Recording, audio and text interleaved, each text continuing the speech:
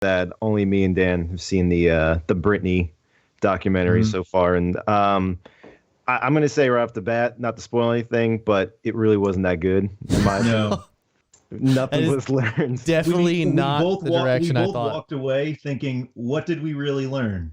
Nothing. We Nothing. we didn't learn The anything from it. the one takeaway was we're saying our favorite moment was they would interview like these famous paparazzi guys that took her photos throughout the years and stuff, and just how they couldn't own up to being her demise in the end, and they're just basically saying like, like if she was open by saying that she didn't want us around, like we would have been receptive. Like I remember she told us she doesn't want us hanging around. I figured that was like for a day, not the rest of her life. You know what I mean?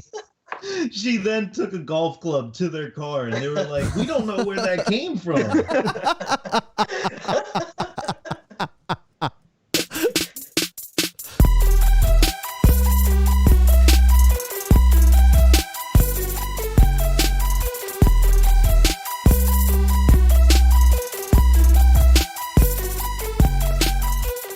Hello, everyone. Welcome to this week's episode of Nerd Shit Live. I'm your host, Pat. I get tired of saying this. Here with me, as always, is my co-host, Dan. Say hi, Dan. Hey, guys. Nick and Joe. So, this week, guys, not really that much going on, huh? Nope. Well, a lot of little things going on. Yeah, I guess. A lot of little things. We didn't really have, like, a big main topic, but we are going to take a look at the Snyder Cut trailer, which I know that you guys aren't as jazzed on. Well, maybe, Nick, you might be as jazzed as me.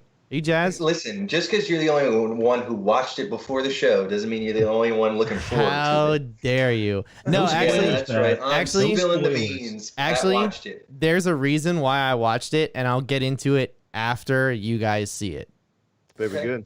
All right. Mhm. I mean, it's a bit of film nerd tech, but I just wanted to know about it. So, I mean, look, we'll just kick things off. We'll just get started right from the get-go. Rick and Morty co-creator Dan Harmon is bringing a new comedy to Fox. So, Nick, you were the one that actually brought this story to our attention.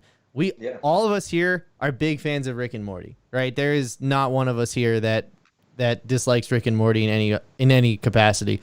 I wasn't too I don't want to say I wasn't like turned off by the newest season, but that one episode with the dragons was so stupid. That was weird. That was really very weird. I mean, they crossed a line that I didn't think Rick and Morty had a line, but they somehow crossed I it. feel like that show actively picks up the line and moves it. So I was very caught off guard by that episode. But that being said, I do love the heist episode. That was Yeah. See, I wasn't into that one. I felt like the whole episode was the same joke over and over and over again. I mean, And it worked. That's the point. Yeah, It worked on you. I got bored with it 5 minutes in. And there was no Ben Affleck dick. I forgot that. That too. But overall, I think the first half of that season was okay. The back half, because they split it in half, I thought the second half was fantastic. Okay. So we have a quote here from Michael Thorne. He's the president of Fox. He's like, leave it to Dan Harmon to turn the mythos of early Greek civilization into a remarkably sharp commentary on today's politics, celebrity, and pop culture. Then he just goes on to talk about how this is incredibly reverent and to continue to build the Fox Entertainment Network. But I mean, listen, I understand that this guy is just saying what he has to, for PR purposes, obviously. Oh, yeah. But I trust Dan Harmon. Now, I haven't watched Community in full. However, I've seen some episodes of it, and I thought they're pretty funny. But obviously, like I said before, I love Rick and Morty, so I'm excited for this. They're actually, I think they're finally writing a movie for Community. Oh, really? Oh, really? Oh, Cool. okay. All right, cool. No, I mean, one thing that I'm interested in with this is just the fact that, like, Rick and Morty, they didn't have to, like, adhere to, like, a schedule at any real point. They were kind of just told, like, yeah, whenever, season 4 is done, we'll just air it. But now Dan Harmon, who, again, he's been on Community, he was on NBC, he's no stranger to broadcast networks. But broadcast networks are a completely different beast in terms of you got to deliver 21 episodes, because I don't think we've seen a series order yet on how many episodes they're doing. Mhm. So now he's got to do 21 episodes on an animated schedule, which is something that is a completely different beast than what he was dealing with at Adult Swim. So I am curious to see. It'll probably start off funny, but I'm curious to see if it'll actually be able to keep the momentum for the entire season. Well, for me, like I'm hardcore Dan Harmon fan. Like I subscribed to his podcast when it was on. I actually went out to LA and saw it live. The Dungeons and Dragons one? Yeah, they did play D&D wait for a a long stint on the show. Nick, not to cut you off, but like he hosts that podcast, right? Yeah. I did a show with a guy who's friends with one of the co-hosts on that podcast. I think if you and I are thinking of the same guy, Kevin Houston, his brother is good friends with him. I can't remember his name. He's a New Jersey guy. Anyway, okay. Keep going. But so like when he first started doing Rick and Morty, he was in a really weird place in his life. He like really issues with alcohol, and his relationship was falling apart. And now like he's in a totally different place. He just got remarried. Things are good. So it'll be interesting to see the shift in tone if that affects it at all. Yeah, I still hope it has that kind of like sardonic, kind of nihilist look at life. But I'm sure it's going to affect the writing to some degree. Look at life. But look around. Look around. But what's funny is that I think Justin Roiland, he had his own show too, Solar Opposites. I haven't checked it out. Apparently it's on Hulu and it's very funny. It's really good. Yeah, I've been looking for something to watch, so maybe I'll watch that now. I really doubted it when it first came out. I was like, this is going to be too stupid. But I'm not going to get into it, but there's a side plot that takes over the whole arc of the show, and it's incredible. Okay. And now Justin Roiland doesn't have anything to do with this one, right? No. Okay. I think they're doing what any good Hall & Oates would do. They're take some time apart. They're what's his name? They're both doing their own thing, and then they're gonna come back and they'll do Rick and Morty, and then they'll do live their at own thing. Harmon's house. Yeah. He needs to bring back House of Cosby's. Yeah, actually, they apparently what they did with that was they did it until Bill Cosby actually sent a cease and desist letter. That makes sense. Yeah. Only a matter of. But he's in jail now, so who gives a fuck? Yeah. And even that being I'd actually like to see how that affects the show. It's gonna be a very different plot. I mean, I guess even for that sake, God damn it, I lost what I was gonna say. Whatever. Sorry. Sonic the Hedgehog 2 is confirmed. There we go. That's not what I was gonna say, but I lost it right before I was gonna say it. But yeah, Sonic the Hedgehog 2 got titled exactly that. Sonic the Hedgehog 2. And, read the entire headline, please. I am not entirely sure like what else they would name it. That being said, though, you guys haven't seen Sonic, right? No. I was reading about it today. I didn't realize apparently it got really good reviews. Oh, I saw it. I saw it. I didn't realize that. Yeah, I saw it. I reviewed it at the time, and I thought it was good. I think it's as good as you're gonna get a Sonic movie, and regardless of the fact that his normal voice actor didn't play him, I thought Ben Schwartz was pretty good as Sonic. It was stupid. Don't get me wrong. It was incredibly dumb. And Jim Carrey, it was great to see Jim Carrey playing another zany maniac character again, something from the 90s that Jim Carrey would do. Was it too Jim Carrey, or was it just the right amount of Jim Carrey? It was perfect Jim Carrey because the writing was dog shit, but his delivery was so on point. So that's what made it funny. And even my point, moving forward though, the Sonic the Hedgehog 2 logo has little tails on the end of it. Have you guys seen that? Oh, little tails. That's because at the end of the movie, there's an after credit scene. Thanks, Marvel. Tails steps out of whatever vortex they come through or whatever to our world. And he's like, I gotta find Sonic, and flies off, right? The first thing I thought of, though, when I saw Tails was, do you guys remember how they did the whole character change? They totally redesigned Sonic because it was the worst thing that everyone ever saw. I'll never forget that. He had teeth, you know what I mean? Little upper bite. Definite gingivitis. What did Tails look like before they decided to change him to make him fall more in line with Let me Sonic. You know what I mean? There's no like teaser or anything. No, right? no, there isn't. Because remember, Joe, Sonic had the giant muscly legs first, and I said you guys The Usain Bolt legs. yeah, the Usain Bolt legs, and then I sent after that. When the trailer came out, they got rid of the muscly legs and kept this weird. Like, you didn't need to make Sonic anything more than he already was. He was already Right. perfect. You know what I mean? But yeah, what did Tails look like? And obviously, there's memes out there like people have photoshopped like taxidermied foxes and stuff into the image and everything. But I would like That one thing. if there's any visual effects artists who worked on that movie who are watching this, please, for the love of God, send us the makeup of Tails. I want to see it. Corridor Crew do it. Oh yeah, seeing Corridor Crew do that would be awesome. That is true. I always said that about as a joke. The Luna, what was her name? Luna Bunny. Lula Bunny? Lola Bunny. From Space Jam? Lola Bunny, yeah. I don't even know her name. Lola Bunny sketches before they decided on that look for her.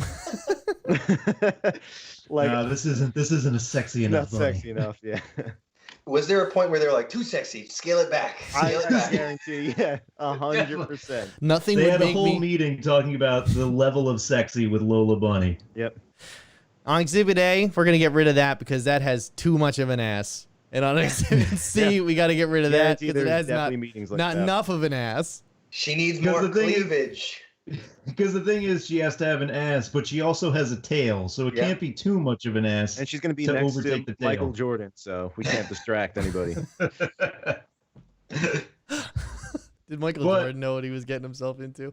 But to add to Sonic Adventure, oh my god, to Sonic the Hedgehog 2 getting a title, rumor has it that Jason Momoa was offered the role of Knuckles.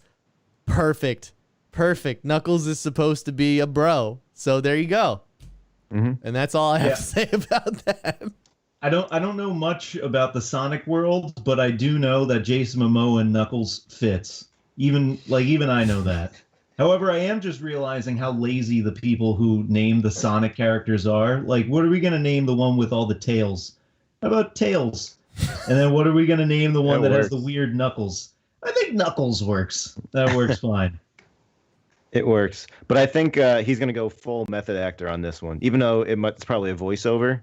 Definitely Guarantee is he's a getting voice. knuckle transplants. For sure. For sure. Gonna wear a red furry jumpsuit. It's gonna have sick dreadlocks. So, yeah, I mean, look, I think it's fun. It's cool. Why I- not? I saw a comment saying that the first movie didn't have any of the music from the games, and this one Yeah. finally uses. What were they thinking? Dude, I don't know. It's like I do remember like they did a scene where like Sonic is using the rings to like go through different worlds, and like you remember like the 2D games, like when you just run to the right of the screen, it was kind of like that. So like it was just these weird things he was running on. He was hitting things that acted like springs and everything, you know. So they at least captured some of the gameplay, like mechanics, so to speak, in the movie, like effectively. But it was just the story was dog shit. You know what I mean? I didn't even notice the lack of the music. Like Green Hill Zone would have been great to have during that section. At least I think so. Dude, escaping the city. And Nick, that's you Sonic asked what they Adventure were 2. feelings of Sonic. You're gonna realize that they weren't. Yeah, well, that's probably true. What's that? They were band? like, we have this great property, and we got Jim Carrey. Forget everything else. Forget it all. Yeah. What's this The movie band? writes itself. What's that band? Crush 44. Was the that one did that song?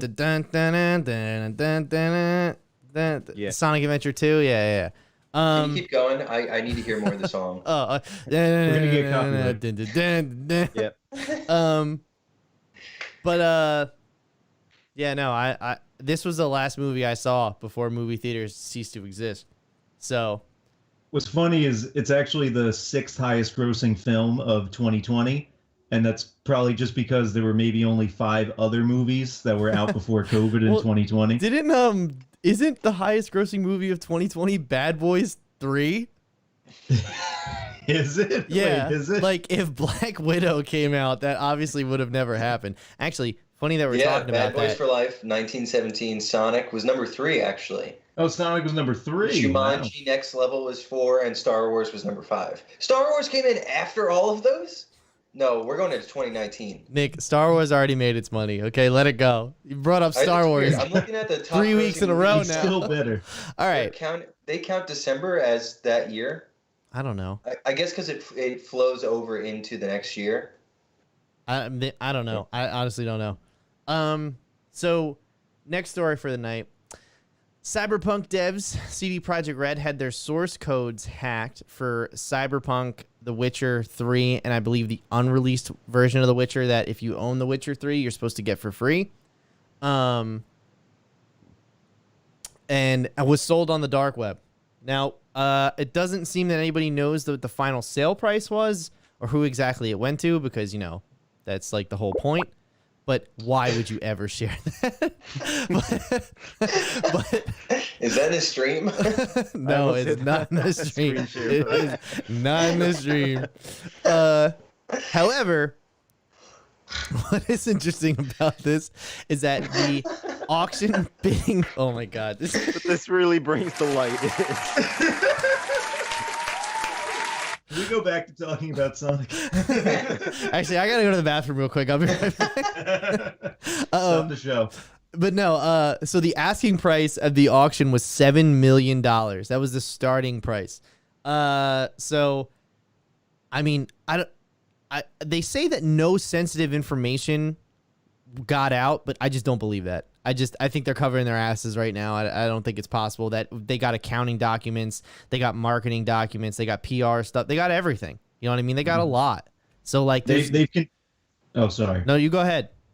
No, I was just gonna say they continue to tell their employees that none of their personal information was taken. It's not true. But yeah, I find that very hard to believe. However, I did see in one article that there was a source that said they actually, like an intelligence person that worked for that the Kerna, if that's what it was. I can't remember the company that monitors the dark web for them.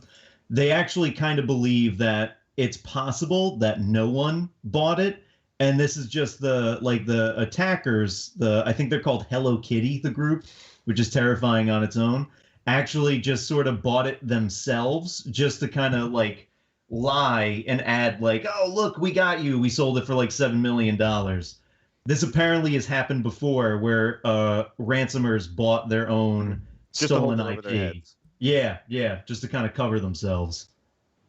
So some people are thinking that this may be what happened here. Because honestly, who wants the source code for Cyberpunk, which was a complete failure? Maybe it was like CD Projekt Red to like garner sympathy for like, don't sue us. We're really sorry. We got hacked. If that Yeah, is the next release when they drop the ball and that's like, hey guys, remember we got hacked big time. if there would be nothing better than that coming out as the truth and just seeing another one of the videos from the studio head. Like, have you guys seen that video, the apology they put out? Nothing would be funnier than seeing that guy again being like, hello, I am here again to apologize to the public on the current state of Cyberpunk and our company, CD Projekt Red. We thought this was a good idea. Maybe I shouldn't be in the position I'm in. I am Hello Kitty. But yeah, so the hackers are called Hello Kitty. Yeah, I don't want my shit hacked, so I'm not gonna talk a bunch of shit about some hackers. You know what I'm saying? Like, I feel like, you know, Dude, hey, well, you already have Cyberpunk, so they got your information. That's true. oh no! And that's on God. Oh, that's not the right one. You got it. Well, it kind of fits. Yeah. Where's the one? Oh shit! There we go. That's the one. Too late. Moment passed. But I mean, like, so I've seen a lot of conversation about this. Now, obviously, I don't think the employees should suffer under this. Like, it's fucked up that they're kind of paying for what, like, the whole reason that this attack was sparked was because of what Cyberpunk was. You know what I mean? I just feel like there's too close for that not to be correlation. You know what I mean? Yeah. And I feel, Just, you know. No. Sorry. Go ahead. I just kind of feel like that they I don't want to say that they brought this on themselves because they didn't. However, I don't feel sympathy for like the executives of the company or like any one of the higher ups, because they're the reason the game was in the state that it was in. And they're the reason why I believe it was in the first week alone, over like 12 million, it's somewhere over 10 million bought Cyberpunk, like gave $60 to a company and said, we're buying your product. We trust this is in the state that you've promoted it to be. And then it came out and it was a disaster. And instead of like trying to fix it, they tried to like, get out ahead in that problem, trying to push it to the side. And then when it couldn't be denied anymore, then they came forward and was like, hey, that's our problem. I mean, like, the biggest issue with that game is how it runs on past generation. It was marketed for that generation of consoles. And then they even said 3 weeks before it came out, before they delayed it, I think just before they delayed it the last time, they said that we're surprised at the way the game runs currently on last gen hardware. They were surprised, all right. Obviously, they knew something was up, and they were just trying to get out in front of it. So while obviously I feel sympathy for the employees, the working class people there who, get up and, do what they love every single day to make great games, I can't feel sympathy for the executives. I just can't. Well, why do you think they released it when they did? Like, I remember there was so much pressure on it, like, it needs to come out now versus, like, let it come out when it's done. Why do you think they opted to just release it? I feel like a lot of that has to do with, Joe has made this point before with other things we talked about. It all comes down to money, Well, I feel like but people were going to buy it either way. Yeah, but there's bonuses on the line for executives. Right. There's shareholders who have invested into this company that do not understand how this process works. So I'm sure they had pressure from that as well. But I just and I get the executive role is to please the shareholders, make sure that they're pleased and make sure. But also at the same time, I feel like at a certain point you have to push back and be like, you need to let us work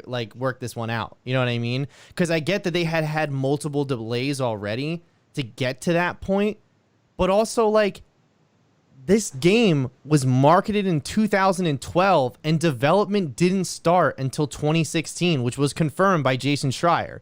So like, once again, like they pretty much lied about the process the entire time. You know what I mean? For me, it just all comes back to the people who run the company. Is that like, right. I don't think they had it coming, but I don't feel sympathy for them because like, look what they did. Look what they fucking did. Like with Wall Street bets, it's like, do I wish bad upon like all those capital, those finance guys? No, but am I kind of happy that it did? A little bit, yeah. It's not the people; it's what the corporation that they work for stands for. Right. That's sort of what you were pushing. That's sort of what Wall Street Bets was pushing back on. Yeah, but no, I mean, Pat, you make a good point about, the executives have shareholders that they have to please. And every time you push something like this back, that's more and more money that is costing them to go into it before they start seeing profits from it. And so I think they probably just reached a tipping point where they were like, if we don't put this game out before 2021, we're not going to make any money off of it, or we're not going to even break even. Yeah, I mean, I get that, but also like you thought Robinhood trashed their PR? No, I think CD Projekt Red has done irreparable damage to their brand because they put out The Witcher 3, and that was pretty much like one of the best games that ever come out, and I'm playing it right now, and I love it. But then I play Cyberpunk, and I'm like, this was supposed to be the game that broke the mold. You know what I mean? And everyone put so much stock into this, and we've invested so much of our time and thought into it. And, like, I only played 20 hours of that game before I was like, I'm done. I can't do it anymore. What episode did we start talking about that game? It's like over a month ago. The first episode when we talked about the games that we were anticipating, I guess. Or maybe the third episode, we talked about Cyberpunk. I mean, like, I know Jer loves it. I know he likes it. Danny, I know you like it to a certain extent. But I just can't get into it. Like, I started playing GTA 5 again, and even though that game's graphical fidelity has aged horribly on all this new hardware, it's still so much fun. And, like, my brother and his friends have built a second life in GTA Online. They get together on nights of the week and play golf in GTA. You know what I mean? Like, you can't do that in Cyberpunk, you know? Yeah. No, like we're seeing it now with, sort of the GTA role playing that's gotten that's come back up on Twitch. And, we just see a lot of people just loving their second lives and just really getting into these characters. But no, go ahead, Joe. I was gonna say, I just don't fully understand it. We've discussed it before. It's just like, why do you want to work in this fake world? Why do you want to work as a gas station employee or something like that? But it's whatever. It's just do whatever you want. It's just fun to throw yourself in that role. Exactly. But like Joe asked me today, he literally asked me, he was like, so when are you going to start playing Cyberpunk again? Because I haven't played it in over a month. And I didn't have an answer. I was just like, I really can't tell you why I haven't been playing it. It's still somewhat fun to an extent, but there's just, all the issues and which, have been talked about to death are just, taking me out of it. I gotta be honest, that game showed me how important it is to make sure your game isn't a buggy piece of shit, because immersion matters for me to get into 100%. the game. Yeah. 100%. Like, one thing that I notice is that, like in GTA, watching it, if you park your car in the middle of the street, all the other cars are going to be honking at you. They're going to hit your car trying to get around you, like the other NPCs. In Cyberpunk, I go out of my way to park like an asshole in the middle of the street, and there's no honking. There's no one yelling at me. It just goes, they didn't make it feel like the world was lived in. It's just the future's really polite, though. That's true. Yeah, Very and I mean, good point. there was also like these rumors that they removed like advanced movement mechanics before the game came out, like 6 months before the game came out. So it's like, what were those supposed to be? You know what I mean? How are you supposed to use those in this world that, even though it is an open world, I feel like it's so constrictive. You know what I mean? Yeah. Okay, but we've talked about Cyberpunk to death. Listen, I just kind of hope that the employees' sensitive information, if is safe, and that none of them get fucked over from this. That's what I hope. Exactly. But yeah, so there was also some information that came out over the past week that everybody on this podcast was very excited for. The Last of Us HBO series cast was announced, and the first two cast members was, first of all, it was Bella Ramsey is playing Ellie from Game of Thrones. Well, she was Ellie's not from Game of Thrones, but Bella Ramsey is she played a character on Game of Thrones, and a fan favorite character. And then of course our boy Din Djarin, Pedro Pascal, is announced he's playing Joel Miller in The Last of Us. I'm very excited. I'm excited. I say who's driving away. That car is also excited. Yeah. But squeakiest chair ever. But yeah, I'm very excited I was already excited for this. We've talked about this on the show before, how the show is debuting date and time. Their first season starts the very same time that the last season of The Walking Dead begins. So I feel like now with this powerhouse cast, especially these two leads, you're going to have more people with eyes on this. Because Pedro Pascal is like the hottest fucking thing going right now. Who's still watching Walking Dead? Right. That's an excellent Coming question. from a guy who watches The Walking Dead. I watched for the first 6 seasons. I tried as hard as I could, and then I gave up. I got through 4 seasons, and then I gave up. I'll tell you who's still watching The Walking Dead. Fucking dead people. That's who. They are obviously brain dead. They're zombies themselves. That's why they relate.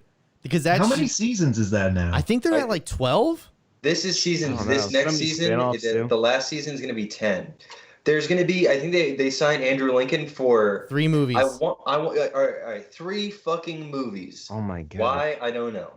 But Michonne, as soon as he left, Michonne she started playing Okoye in the MCU. So then she was like, I'm leaving too. Fuck this. So she left, and now she got written into those movies with Rick. So the 3 of them will be in there. That's good. And I mean, Norman Reedus and Jeffrey Dean Morgan, who I've heard described as they're paying him by the minute, it would seem, that they're the only 2 like compelling actors or characters left on the show, at once all said and done. So they're really the only draw now. we can get on that show if we want. That's true. We can get on. We just got to pay our airfare to Georgia, and that's it. I remember when that show came out, they said that they had to deny dozens of celebrity requests to be a walker, like just to be like on set in prosthetics. And believe it or not, one of the guys that actually they accepted was Joe. Do you know who Scott Ian is? Yeah, from Anthrax. Yeah, but you know he's on VH1's like everything. Blast from the past. Yeah, I've never seen him actually play guitar. I've only seen him on VH1. Talk about it, yeah, and he was. I remember at the time when I was interning at Revolver, I actually wrote a piece on how he was the featured celebrity zombie that week. So Did he have a goatee? yes, he did. Yeah, I have a picture up. He's got the goatee. I think the picture you're looking up, Nick, is when he was in the webisode. When he was in the actual like network aired show. It's like tucked up in his fake chin. All right, let me see it. Put it as your background. Let's see it. I got it. First, I got to download the image. All save it. right. But yeah. Listen, I haven't Looks watched. like a tree stump. Now, apparently, both these actors in The Last of Us come from Game of Thrones. Listen, I know Pedro Pascal from Mandalorian. I didn't watch Game of Thrones. I don't think Joe or Nick watched Game of Thrones either. So, Danny, you're our resident Game of Thrones guy. I mean, they again. Oh wow. Yeah. Yeah, they leave some room. So they just gave him a really big chin. That's great. They're like, we'll make you the Jay Leno zombie.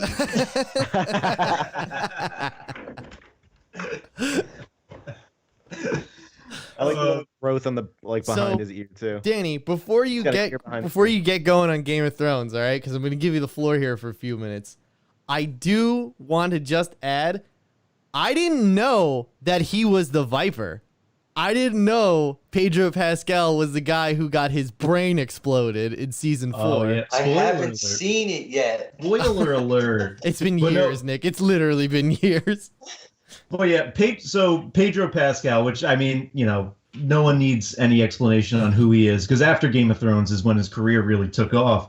But I mean, Pedro Pascal was in season 4 of Game of Thrones where he was Oberyn Martell, aka the Red Viper, and he was easily in his first scene became the new favorite character of the show.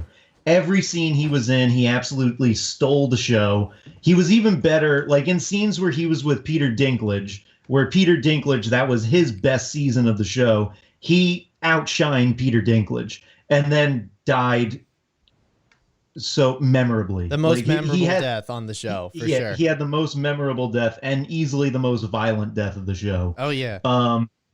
With just an amazing ending scene.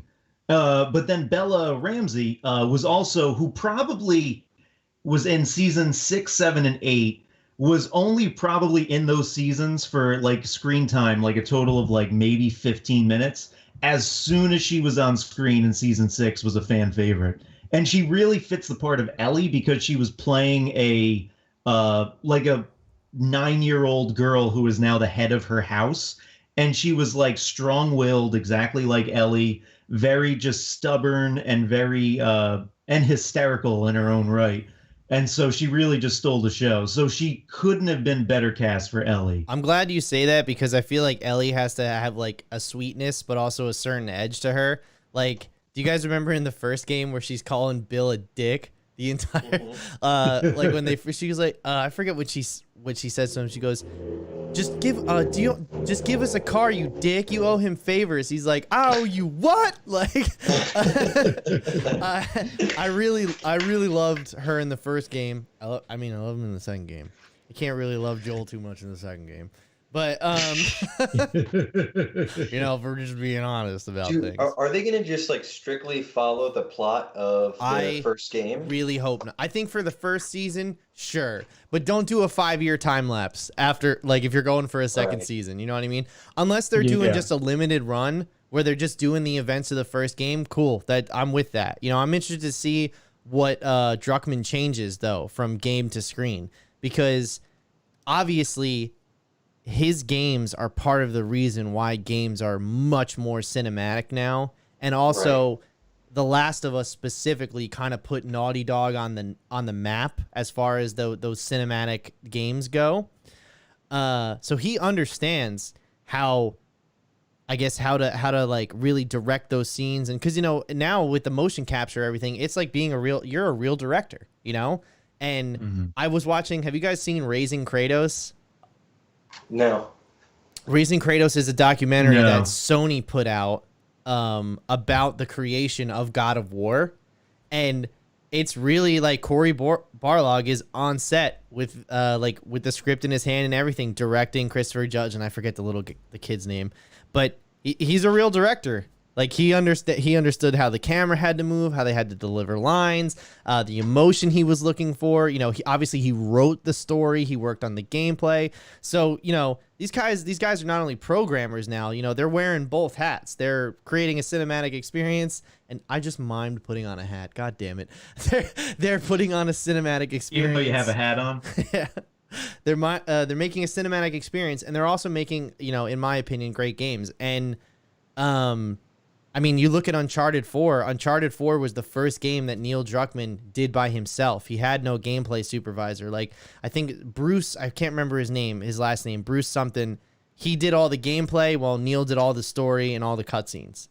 Like, that's what their department was. Oh, okay. Okay. Uncharted 4 was the first time that he did both of them. And then Last of Us 2 was the second time. And then after that, he got promoted to, president of Naughty Dog. Is that Bruce Straley? Bruce Straley, yeah. That's his name specifically.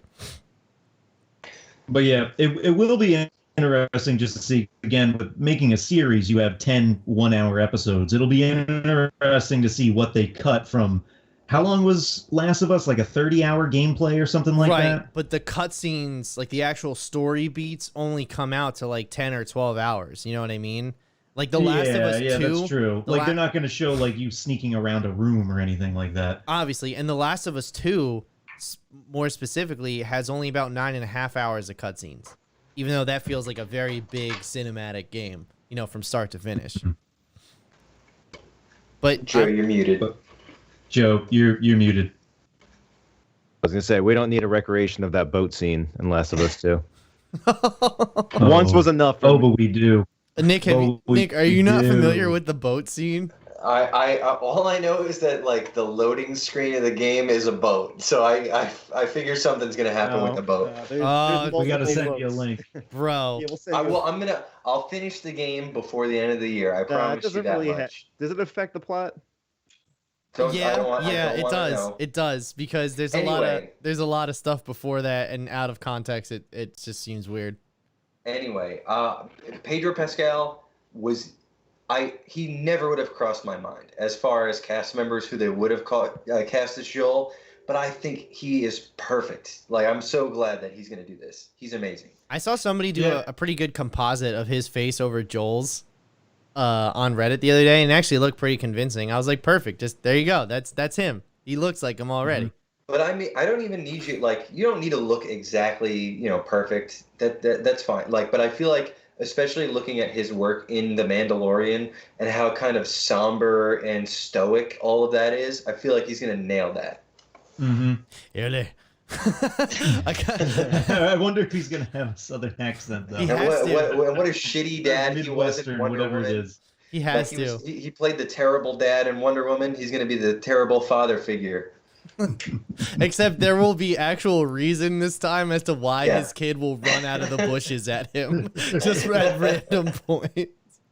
However, go ahead. No, I was just gonna say Pedro Pascal is a pretty skinny guy, so I am curious how they're really gonna sell the dad strength that Joel has, because Joel was like an unstoppable force of just dad strength. So I wonder if they're just gonna like beef him up, have him drink like milkshakes every day or something.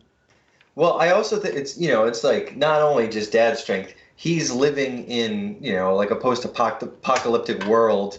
That changes a person. Yeah, You're not just go to the grocery store. You got to hunt for your food. Yeah, I mean, in the post-apocalypse, everyone's on the paleo diet, whether you want to or not. You know what I mean? Exactly. Like, you're eating shit that you can kill and grow. And by the way, you're only eating like every other day. You know what I mean? Everybody's doing keto pretty much.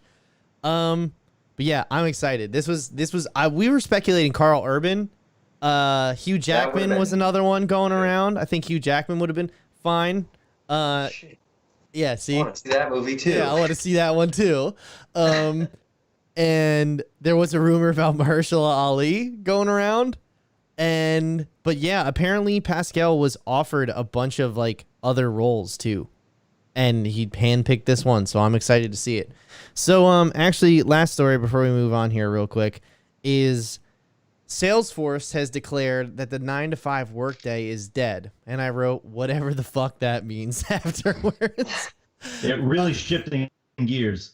Yeah, well, I guess it's relevant for us to bring up because we're coming up on a year of everybody working remote and working from home, and maybe everyone can shed some light on their experiences so far and what that's been like for everyone and how it's kind of changed the way we live our lives essentially. Because I don't know about you guys, but I found myself today that thinking like, because I had the day off, I didn't go out and do anything because we're still in the middle of a pandemic, but I just found myself moping around, not doing much and not feeling very motivated to like get anything done. Like I kind of like when I'm productive during the day. So I like actually working during the day and from home, because work is not a place I go to anymore. It's just something I do during the day now. You know what I mean? I think we all feel that way. Mm-hmm. So maybe we'll just go around the room real quick and we'll just, what are some pros and cons? How do you guys feel about it? And, where do you guys see this going? The important part here that they're making in this article is just that there's going to be some employees that end up on a flex schedule. You know what I mean? Whereas they can work any time that they want to, or they're only going to work a certain amount of hours, maybe less hours, maybe more hours, depending on what their role is. So they're citing that a 9-to-5 schedule shouldn't kind of disrupt daily tasks too that involve like picking up your kids from school or taking care of a sick family member or something like that. Yeah, I mean, it's the one issue with the moving from 9 to 5. I mean, my company has already told us that when we go back to the office, it's going to be like a hybrid where we're going in for maybe 2 or 3 days a week, and then the other 2 or the other 3 days, we're working from home. But I do kind of feel like what for me is now working from home has felt like now, oh, you're on the clock all the time. Yeah. So if I send you an email, it's not expected that I have to get back to them immediately, but the culture has now been built around when I email you, I want a response. See, and so, I mean, there's times I'm working until like, it hasn't happened in a little while, but there's times I'm working until like 11 at night or something like that, just because it's like, all right, here's the work that really has to get done. I need it done ASAP. See, I kind of was afraid of that happening. You know what I mean? And thankfully for me, I'm hourly and I do work a shit ton of overtime as opposed to like what before for me, it used to be like, well, I got a 45-minute ride home and I still got stuff I want to do during the day. So, and that's without traffic.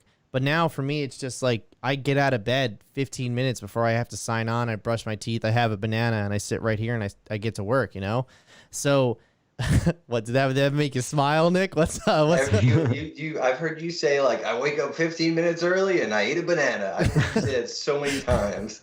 Well, I mean, it's the truth. He's living that life, man. He's about that life. And right? I am about that life. But also on top of that, I've been online until 7:30. Making sure that all the work I could possibly do, during the day is to make sure I'm ahead of schedule. And you want to know what? I think that's awesome, and it's good for productivity. And most days, what am I going to do after work? I'm going to play guitar. I'm going to play video games, and I'm going to eat like shit. You know what I mean? So what's wrong with doing a little extra work? You know what I mean? Just to make sure you're ahead of the game or you're prepared for that meeting or, just any number of tasks that we do. But when I actually have something going on, like, we have our meetings or, now it's like, hey, we're going to play Quiplash Zoom. You know what I mean? Like, then I make sure that it's like, hey, I have a hard stop today at 5:30, 6 o'clock. You know what I mean? Like, and then I just sign off from work and I go do what I have to do. Well, I this might sound cliche at this point, we've all been talking about COVID for the last year, but I really, really do miss having a routine and like not just bumming around the house all day and interacting with other human beings. Like those two things really are such a key part of just being a human in society. And like I said to you guys earlier before the show, I've barely left the house. I went out to take a drive. Before that, it was like 2 weeks since the last time I can remember going out to do anything. I went and got Wendy's today just so I could drive my car. I bought a fucking car and I've put maybe 1,000 miles on it. Yep. Mm-hmm. Yeah, we were joking over the weekend. We all said that we have to start watching The Bachelor when that season started just so we can have something to talk about. Yeah. And then I was like, wait, but I don't really talk to anybody else right now. It's just whoever's in my direct vicinity and coworkers. And that's been the other weird thing is like I had my office had a pretty big turnover during COVID. So all of my close friends at the office are no longer there, except for like one guy. And everybody else that works there is new. And it's like I haven't had a chance to make any friends. So I feel very alone now. I'm just like, who am I going to G-chat? Who am I going to pull a video chat? We'll chat after the show, Nick. Okay. It's the whole human interaction thing is definitely true, but you want to know what there's a couple things I appreciate about working from home, and one, it's the commute. Okay, like having a 45-50 minute commute in the morning and getting home sometimes even being worse was literally the worst parts of my day. Like, I would take less money to only work 10 minutes from home, just so it would only take me 15 minutes to get home. But, so I'm happy not having a commute. The second thing is that, like, the office chit-chat, not to get into, like, my line of work or anything, but, I need a lot of concentration and not a lot of the office chatter that goes on during the day. And not only that, you know how when you're in an office, sometimes you get pulled into a lot of meetings that you don't need to get pulled into, or that necessarily you think you have to go to them, and then you get in there and then you really you end up wasting your time. Where now I feel like I'm only have to go to the meetings that I'm required to go to, and that would be beneficial for me and my teammates to go to. And if I'm in a meeting that turns out that they're not going to talk about any certain objectives or projects that I'm going to be on, then I can just as easily mute my microphone and still get some work done while listening in. You know what I mean? So I feel like obviously you couldn't do that before, when at least those two things are the positive for me. And maybe I'm just too new to my job where I don't totally miss the office interaction. But even then, I'm always the guy that just puts his AirPods in for the day and just, gets to work pretty much. Yeah. I mean, the office interactions, like I do miss talking with a lot of my coworkers, but what I don't miss is my coworkers talking around my desk when I'm not involved in the conversation and I'm just trying to focus. But I can't because they're talking about The Bachelor, which, now thinking about it, that's why I should be watching The Bachelor when I go back to the office and I can talk with them about it. Yeah, I mean, we have like you and the maintenance guy. Yeah. we have me and the mailroom guy. We have virtual roundtables during the week where, my boss gets everybody in the department into one meeting so we all, socialize and keep up with each other. But I end up not going to those meetings because I have a lot of work. And those meetings then end up getting canceled because not a lot of people are going to them because we have a lot of work and we want to get it done during the day. That being said, the importance of making sure it doesn't come in between basic daily tasks that you have at home is definitely true, because now, like, I just get up and go to the kitchen and get a snack, or, my showers move to the afternoon, So showers are now just whenever you can fit them. Yeah, exactly. Yeah. Brushing your teeth is now a flexible schedule. It's after lunch. I actually had to get back on that. I went for like a couple days without brushing my teeth in the morning, and it skeeved me out so much that I actually horrible. I get up in the morning, I'm like, nope, go brush your teeth. Like, before you do anything else, go brush your teeth. On that note, I think we should move on to our main topic. We should. We really should. We've just been dilly-dallying tonight. All right. So, boys, are you ready? I'm very ready. Does this excite you? So ready. So ready that I waited until today to watch it. Yeah, me too. All right, let's do this shit. Oh, wait, hold on. You guys can't see this. Yeah. No, but I can.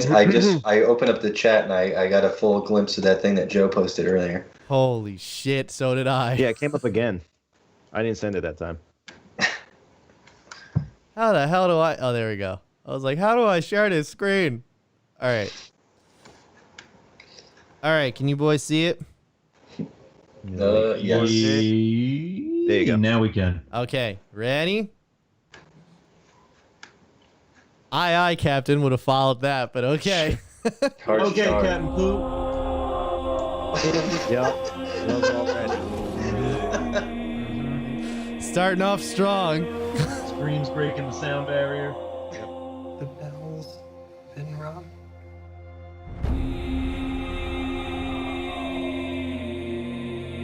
Out in the dark. I live there. among the stars. It's true, you do. The god is dead. I had a dream, Love the dusty. almost like a premonition. I think there's an attack coming. My lord, Dark side. this world will fall. I need warriors. I'm building an alliance to defend ourselves. How do you know your team's strong enough? If you can't bring down the charging bull, then don't wave the red cape at it.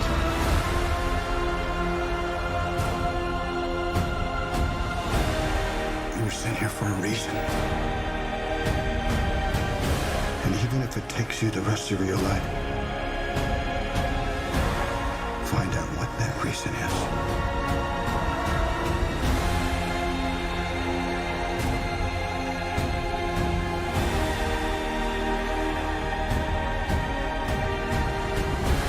This is way more epic than the last one. Heroes would never come again.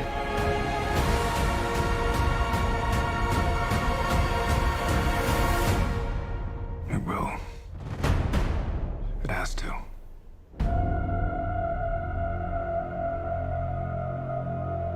We live in a society where honor is a distant memory. Isn't that right? Batman.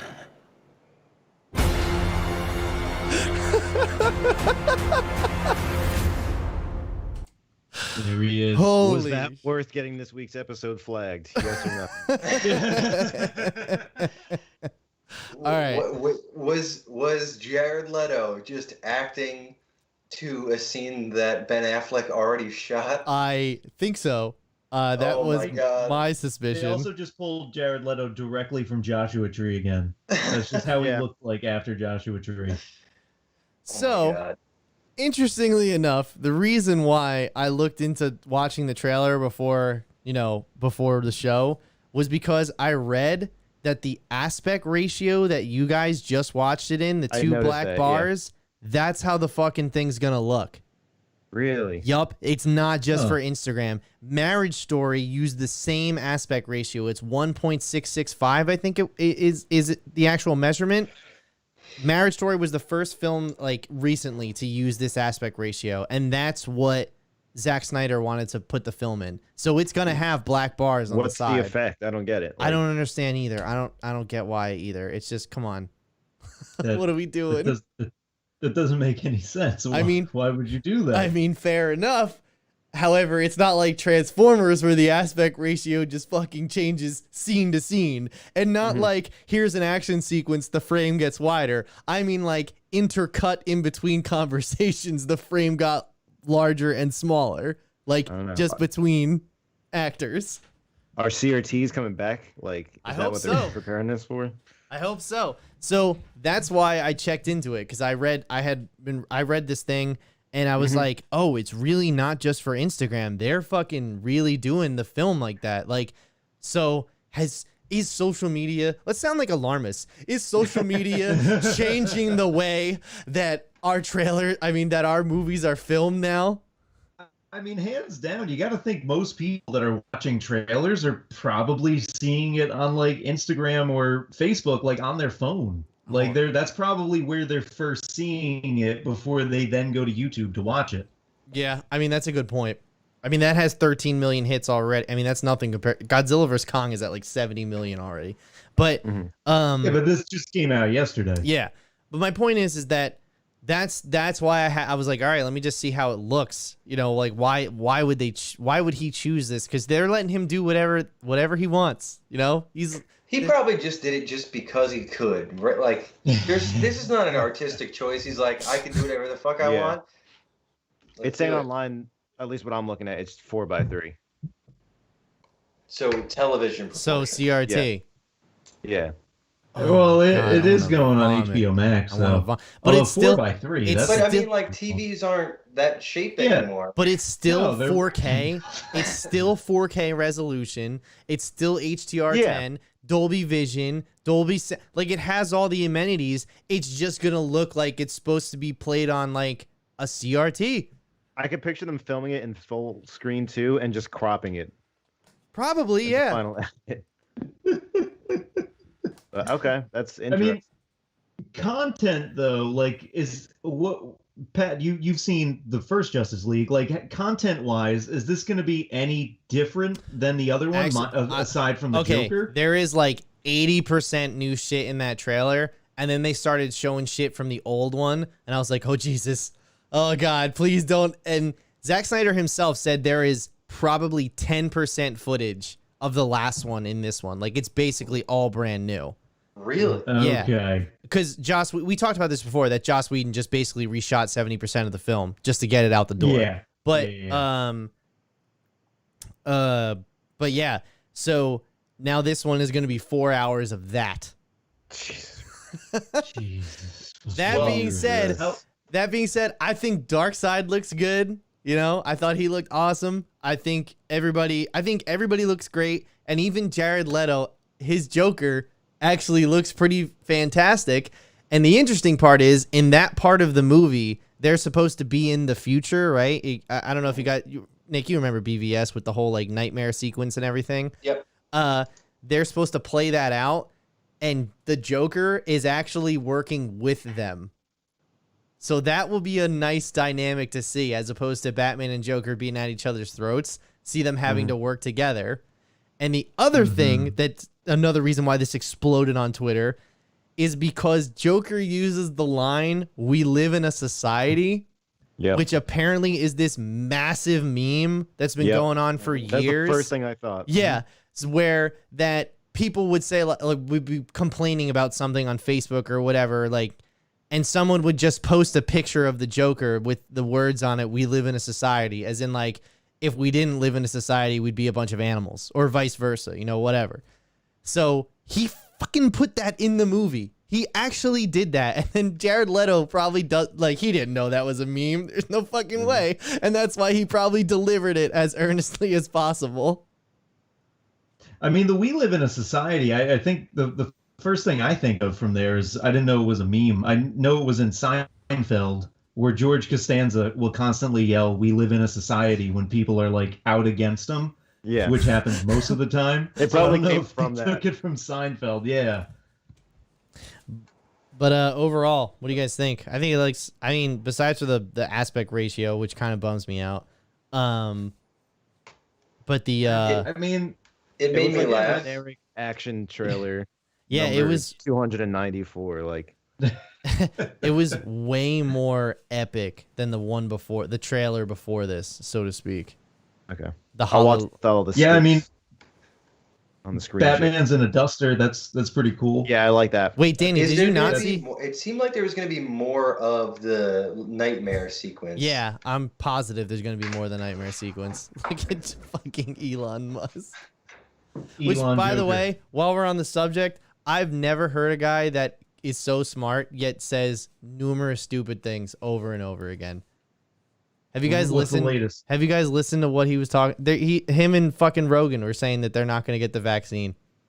Oh, really? Yeah. Great. So that's just what their fan base. Yeah. Needs. Apparently, I didn't know that. Apparently, Rogan's subreddit has completely turned on him. Like, they are so like against him now, in almost every way. He's changed too, you know, at least in what he's outspoken for. But. I used to listen to that show and like thought I was getting knowledge. And now when I listen to that show, I'm like, this is fucking sad what this show used to be. You're getting what Joe Rogan wants you to think is knowledge. Yeah, now I am. Whereas before What did it for me was the Kanye episode and I was like, I can't listen to this every day anymore. Yeah. Well, you're gonna, pretty much like indulge like someone who has serious mental health issues and just needs some help. Like you're gonna be like, oh yeah, he's a genius. No, this is what we're trying to avoid. Like him saying and doing crazy shit. I didn't watch the Kanye episode. I just saw a supercut of the Kanye episode where it was just him saying God, God, God, God, God. Then he was silent. He was like, sorry, I just said a prayer real quick. See, this is like, that's all bad. That's all bad news I hear.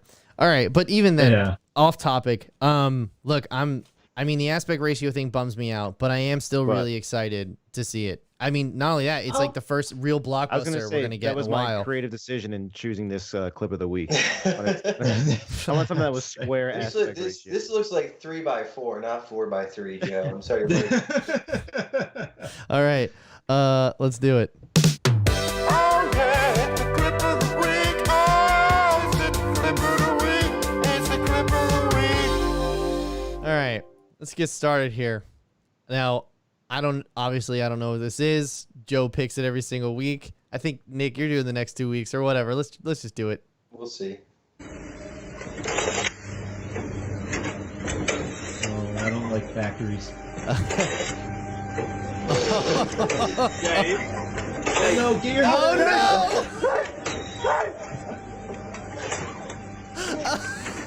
Not you too. Oh no!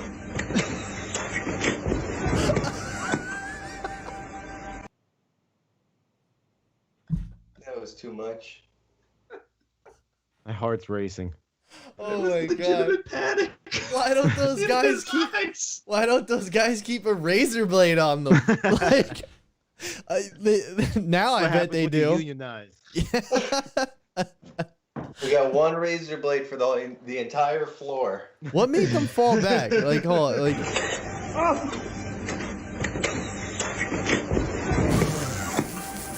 They don't know it, but now they're married. Yeah. Go back to when he got his hand caught in there. He had to have known as his head was slowly moving forward that it was going to get... Look, his hand's caught. It makes him think he's not going to get out of it. His face is beet red. Hey! But what baffles me is this second guy. Are you really? This is... I was would like, no, but if I help him, I'm not gonna get caught. I have to call it right here. This is obviously staged. It has to be. There is not one person that is this stupid, followed by a second one that is just. We were as just stupid. talking about Joe Rogan and Elon Musk. Yeah, that's true. Yeah, Look how far they've come. Do they work at the same place though? But yeah, no, this is. I mean, I love it because your dad shares this on Facebook or something, and it was like, look at these assholes or something, you know. Classic Dan Darcy clip. Yeah, what was that? Was it this time last week, that cat video of the dude on the Zoom call? The lawyer. Oh. Yeah, I think that was the first unanimously loved internet video across every platform. Like I saw it on mainstream news. I'm just like, I love this video, and everyone else does too. Like every generation, every race, all love that video. We are That's what we need one more of. because of that video. I mean, my favorite thing about that video is when the guy just goes, "I'm not a cat." He's like, Judge, I'm here live. I'm not a cat. And I love how the judge goes, "Yeah, I figured." And then he's like, I'm prepared to move forward with this. I'm prepared to move forward. Can you imagine having to, like that's your lawyer? Oh my God, what panic must run through your heart? My But secretary also, is here, and she's trying to help fix this right now. It's like, bro, just go to the filter. or the sheer panic in his voice when he's first getting on, you just hear, ah! Oh, no. We need a breakdown of this video. True, we got to do it next week. But we don't normally do this, but before we go, I realize I just went on. I want to know specifically, Nick, what are you most looking forward to with this Justice League trailer?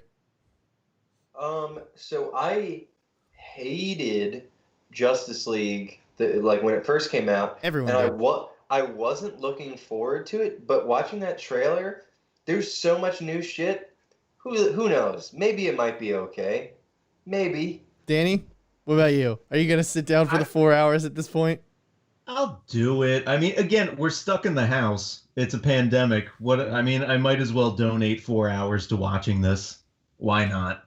I haven't seen the first one, so it can't be tainted in any way. Oh, this is true. this is the Oh my raw God, look. you guys, True. we should totally do an episode on the first one and just trash it for an hour, and then do the second week. But maybe 6 hours of Justice League is too much for everybody. And then Joe, I'm very interested to hear. Just Duster Batman. Yeah, I'm looking forward to that. all right, Duster Batman. Duster Batman. Duster Batman. He's never been more detective looking before. Detective Batman. Duster Batman. All right. Well, with that said, we appreciate everyone who's listening in, who came and stopped by tonight. And, the audio version of this show is available on every major podcast app the following morning. Subscribe to our YouTube channel, like this video, click on the bell, all good things. We have I'm doing some reviews, you guys. I just recorded some today. Are you ready? Are you ready to hear my take on things? Right? Always. Always. Whether All right. America likes it or not, they're going to hear your take. Well, yeah, whatever. Okay, goodbye. Damn, you just made it personal. Asshole.